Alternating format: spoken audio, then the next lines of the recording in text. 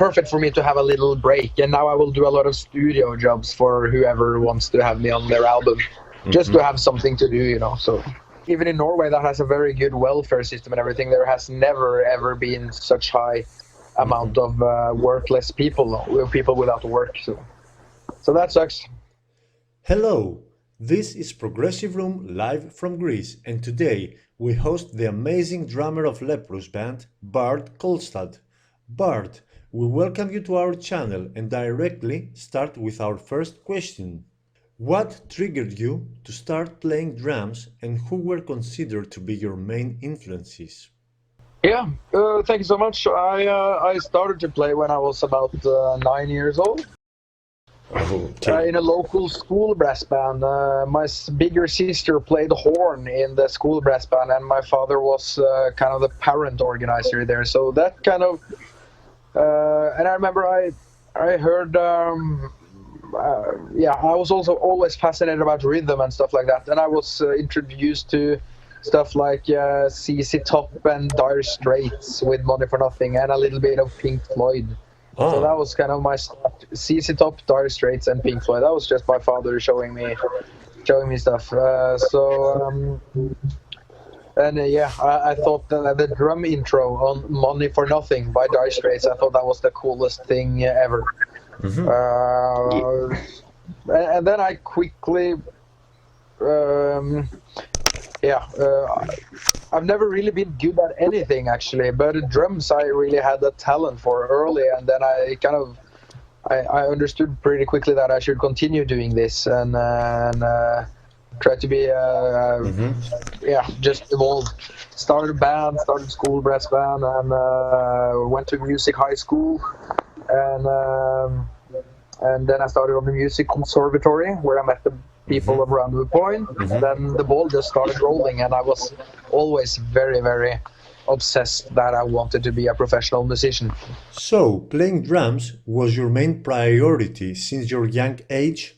Yes, absolutely. I started with street drumming when I was 14, 15, 16 to make some money, and that turned out to be a very good idea. And I made kind of a summer job living out of just playing drums on the street, and then it started to go viral on YouTube. And how easy was to support yourself financially to become a prominent drummer like you are today? I mean, financially, I grew up in a 100% average kind of family with just if I wanted to buy myself a drum kit, I had to pay it myself and stuff. But I always got a lot of support on being. My father drove me out to Oslo to perform on the streets in the summer days and stuff like that, because it was quite a lot of gear to handle and stuff like that. So that was pretty. Okay. That's been pretty good all the time, and financially, I mean. I lived home until I was 18, so I didn't need to have a full-time job while I went to high school, like probably normally everywhere. So and then I started to study, and studied, and from then I'm just. I understand that you did not want or need to follow any other kind of profession for a living. Is that right? No, I've always done my drumming, and that was because of the street drumming was a kind of a very good money actually, just playing on the streets. So that was kind of the start, and from then I've just gone all in for solo shows, playing with bands. Bands was what is almost still the least money. Oh yeah. But it depends though. But yeah, I've always been very focused on how to be a professional drummer and how to be able to do different kind of gigs. And how did you progress your playing from stuff like Dire Straits or Pink Floyd to more technical plays and transitions? When I was a little older, I discovered Iron Maiden through the Rock in Rio DVD. So Iron Maiden was a big influence. And sadly, my first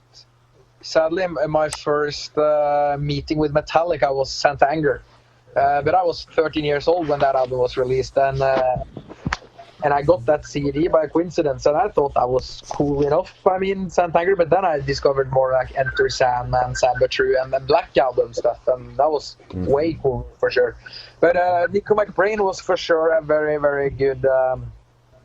Was for sure a very huge inspiration. And then I had a drum teacher that learned me to play in 5/4 and in 7/4 in more odd time signatures. And, and then I started to geek a little bit about that. I didn't really get it first because I thought everything had to be in 4. And then I got a DVD from my sister, Thomas Lang. I created just as a kind of birthday present at some time. Okay. And then Thomas Lang was doing all this kind of solo stuff that didn't even have a time. It was just like all over the time. But then I discovered Dream Theater for real via Instrumentally on YouTube. Instrumentally, that was like. Then I started to think Portnoy was the coolest drummer ever, and then it just went on. And then it was more Porcupine Tree, Gavin Harrison. I was more into the groove section stuff, and then I checked out a lot of crazy American, Afro-American gospel drummers. More fusion stuff, huh? Yeah, and then Nicola Utah from Sting. He's like Nicola Utah, yes. So, yeah, he's the big inspiration for Gavin Harrison again and stuff like that. So, and then just different stuff that came up. I mean, a lot of metal, Paul Gilbert stuff, and Dio, Judas Priest, but also the prog side with Dream Theater, Porcupine Tree, a little bit Meshuggah. Meshuggah was later. Pagan's Mind, stuff like just Norwegian prog bands that had a little different kind of rhythmical. And also I had a big interest for East European folk music with strange time signatures. And in general, I was thought it was very cool with different time signatures and all kinds of music. I tried to play a lot of different stuff, even big band stuff, but I didn't really listen to other stuff than just metal and prog. That was the only thing I listened to when I was like 16, 17. A question for you that maybe you've been asked a lot, but I need to ask. What would you advise someone who just starts playing drums and has passion for it to do and follow? Yeah. I often get that question, and I mean, first and foremost, depending about your age and a little bit stuff, you just need to find out, just try to find the joy in music and have fun, check out music, get inspired, and I mean, everything you want to do seriously, you will always sometimes hit the wall a little bit that you feel you don't get any further, and just say to yourself that this is a part of the process, and it can't only be fun all the time. And it's a lot of hard work and a lot of times you just feel like, Yes. I understand. But also record yourself with a video or anything. And then I practiced and played the drums all the time, but I didn't feel that I got any better all the time. But then I saw videos, for instance, from a live concert I did in 2008, and then I saw a live concert I did in the end of 2008, and then in 2009 just my father was filming different concerts, and then I just saw myself play. I understand. Do you feel, Bart, that the feeling of completeness tends to be faded when a band starts touring or participating in big festivals? In your case, for example, are you still living the dream? A very, very good question, because I've always done music and I played so many concerts, even from I was like 15, 16 years old every time. So to be honest, it's very hard to constantly be motivated in every single concert you do, because it's a part of your daily life. Yes. But I mean, stage diving in Greece, of course, I remember that. Yes, that was a huge moment. Yeah, and also some stuff you remember more than other. I don't know, but in 2012, I attended the V-Drums World Championship, and I won that was 2012, and here I was. You can see it here. I won that thing. And this is like big. This is the boss of Roland, and I'm just 20 years here and get that grand prize, and I didn't expect that at all. So that is that was a huge moment for sure, winning that whole. Except practicing, is there something else you need to do so as to become a successful player? Like, let's say, listening constantly to music? Yeah, listening constantly to music is extremely important, and many times I have to remind myself that I need to do it, because like my problem is that I have way too much to choose between in these days. You know, Spotify, it's way too much out there. It's like you just get instead of like really enjoying the CDs you have. I really missed that time though, even though I'm still pretty young, so I grew up with the download stuff, and but still you could have CDs and stuff when you were in like 2004, 2005. But yeah, appreciating music and really listen and explore all the time is, but you know, it's so much out there. It's so much good stuff, but it's also so much crap. I mean, it's released 25,000 songs a day worldwide, maybe more. So it's but yeah, extremely important to stay inspired and just listen to the music for the sake of music. A little bit problem of being for me has been that I'm doing this for a living all the time, so sometimes I end up only listening to my own band's rough mixes when we make a new album, and I need to listen to all the demos I need to learn for the session jobs, and then I just realize I'm just listening to stuff because I have to, not because I want to. Yes. And so sometimes I'm a little bit jealous just on the fans, because the fans just listen to everything they want all the time and they're 100% passionate. But music is not always only passion for me. It's also just business, you know. Do you sometimes feel the need to abstain from music, either as a listener or player? And what are you choosing to do during your spare time? My life is like, it's sometimes difficult being a drummer like this, touring with bands. Like I look at it as more as a lifestyle rather than just work and free time. But now, for instance, it's been a lot of series and stuff. I really I'm a very social dude, so I like to be with my childhood friends and my family and stuff like that. I really appreciate that. Yes. So, but that can just go out and have some drinks. I mean, I really appreciate, but I don't really have any hobbies. I don't really have that. I love skiing though, downhill skiing, but I went there in January at a cabin in Norway, and then I realized it was 6 years since last time I did. Wow. So time flies when you're a touring musician. Time just disappears. In the Easter, you're normally on tour, so you don't get to, Yes. And I also have this kickslip project that is DJ and drums, and that's not really a hobby either. It's a job, but still that feels sometimes like a free time. Do you hang around with the other guys of the band, except your gigs or rehearsals or studio albums or tours? That's very rarely. Yes.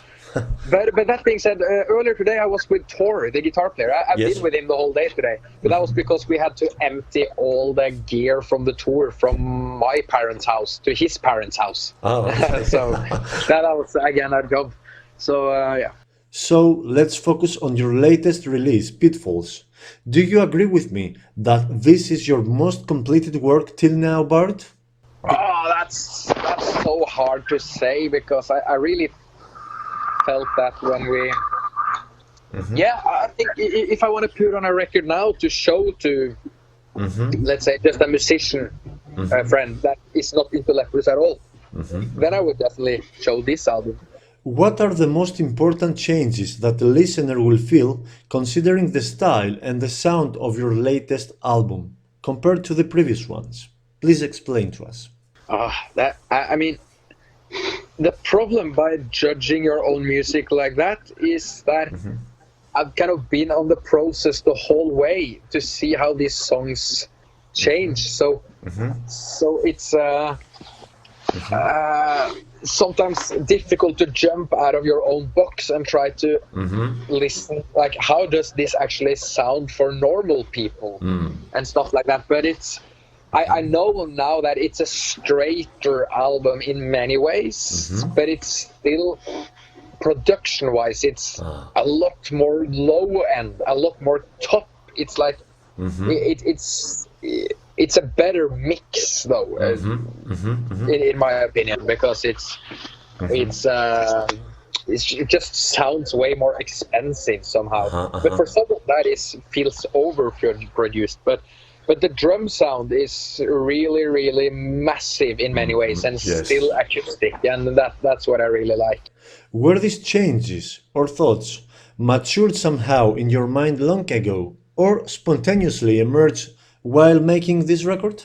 I mean, I'm not the main songwriter. The main songwriter is Einar, and the songs kind of sets the standard for what kind of genre it is or whatever like that. But I mean, there's no doubt that he wanted to evolve a little bit from the very proggy stuff, that it's more about hooks and not hooks, but like an overall feeling, mood kind of thing. So yeah, different music requires different new stuff. But for me, on Pitfalls, there was a lot of new challenges for me, just to be aware of, like, every single stroke I hit, I wanted to have a meaning.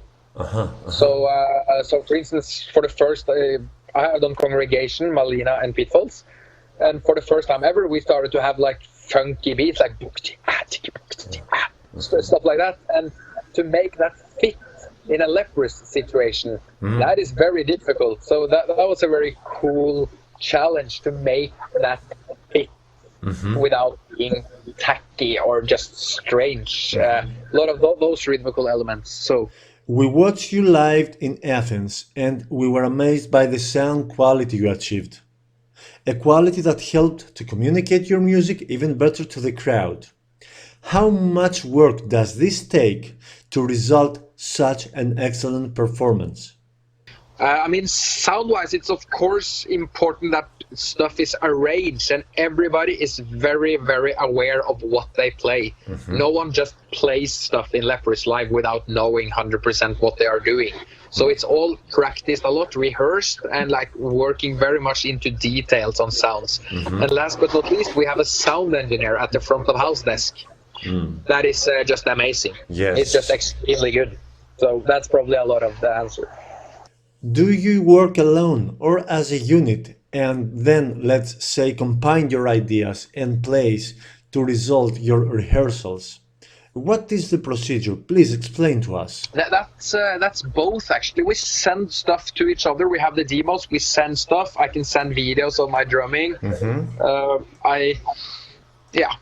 I understand. We kind of we kind of do stuff like that, and also I'll have one of the guys coming over to me. I present the drum IDs. They say what they want to say, and we just have a constant communication. Do all the members participate in the composition, BAARD? Yeah, I mean the Price, for instance, the song "The Price" and "Illuminate," they are 100% based on the drum groove. The drum groove was the first that came. And same with the song called "Down." That was also. But other than that, I'm a rhythmical dude, more arrangement into that kind of stuff. So I can set the standard for drums and bass section, stuff like that. But for instance, the song "I Lose Hope" is also was a very open process. Just had to play some beats and make it work, and then the song structure was made based on that. The production of Pitfalls is inviolable. How exactly does the orchestration take place? Meaning, let's say the writing or the sound design, etc. Yeah, it was a long process, but for the first time, these songs weren't based on guitar riffs. Very often on Congregation and a little bit Malina, it's somehow a guitar riff. But it was more and more synth. But on Pitfalls, some of the sketches didn't even have guitar. So then it was more up to the guitar players to find out how can I contribute with something here, and can I contribute with something? Who knows? So, Mm-hmm. Mm-hmm. but for the drumming also, there was planned to have more electronic loops and stuff, but I'm not very good at that. So I tried to make it work all on acoustic, and I really prefer acoustic. Mm-hmm. So almost everything you hear on drums, except the verse of at the bottom, is acoustic. But I use small snare drums to get a more kind of on some things, and I also have a clap stack that sounds like a hand clap, but it is three cymbals stacked up on each other. So we work really well. Was Pitfalls recorded in one studio? Sweden. Yeah. Yes, Sweden, huh? Same as one that has done like Candlemass, Catatonia, stuff like that. So. Mm-hmm. What prompted you to give a more pop aesthetic to your latest work? And also, what effect does this have to your fans and listeners till now? Yeah, I mean, it's for sure a way. There's one track that really sticks out to be very poppy, and that's Alleviate. Yes. It's not that everyone in the band always agrees on every song or every section. That it's like we also have disagreements within a band, like all other bands or all other companies. They don't agree on everything. But when we released Below, for instance, the first time that was, we got a massive. It was from the fans and stuff. Was only thumbs up. And same with Alleviate. But of course, a lot of.